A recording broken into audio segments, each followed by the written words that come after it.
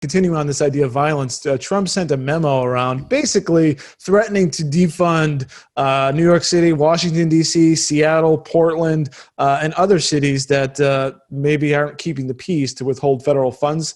It was a five-page memo ordering all federal agencies to send reports to the Washington House Office of Management and Budget that details how funds can be redirected.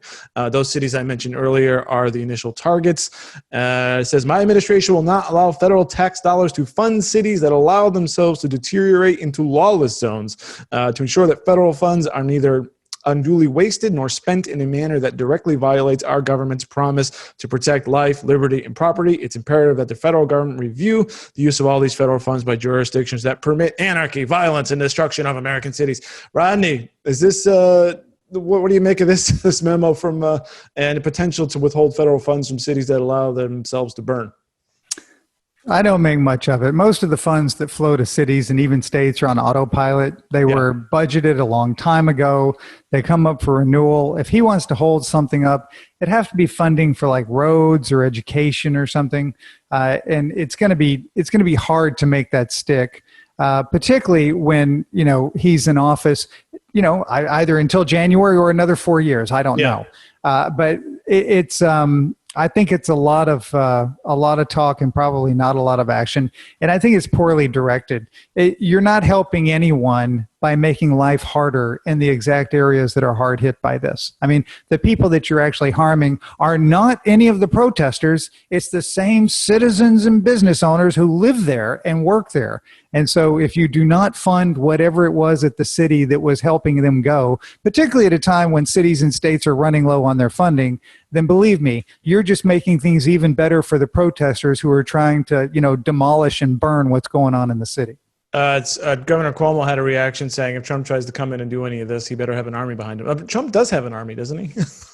He kind of does, and he's got a lot of security. So I thought those were poor words by Governor Cuomo, because it's like, really, he's kind of got the army.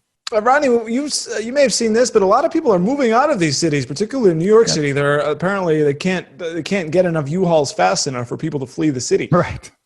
Could we be seeing the death of cities within the next year or two?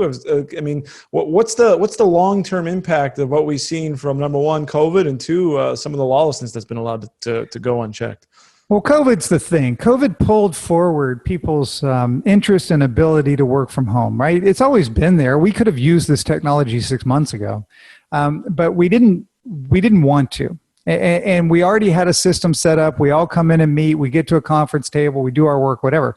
And so this kind of forced our hand to accept this technology faster. And we did it at such a pace that it creates a jar. And when I say that, I mean a jarring situation.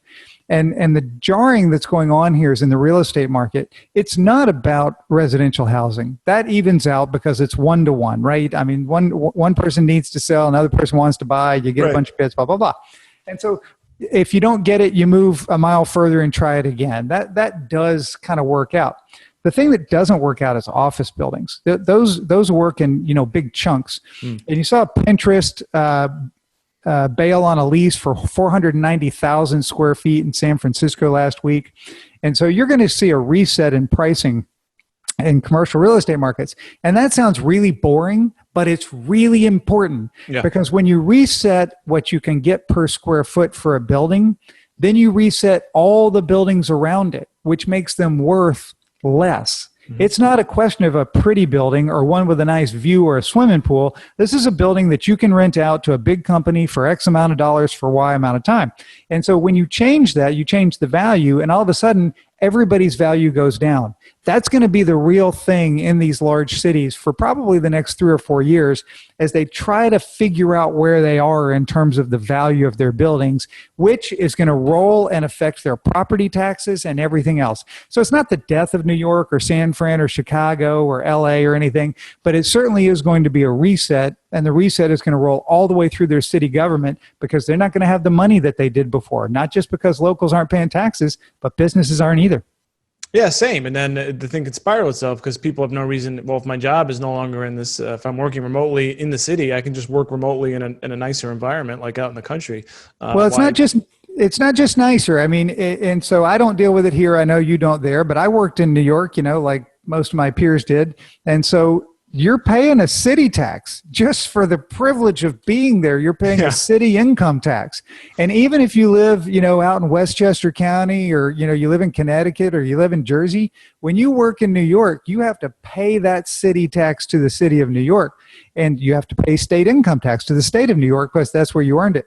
Yep. And so when you move out of the city, you immediately get a raise because you're not paying that tax anymore, assuming that you're working from home.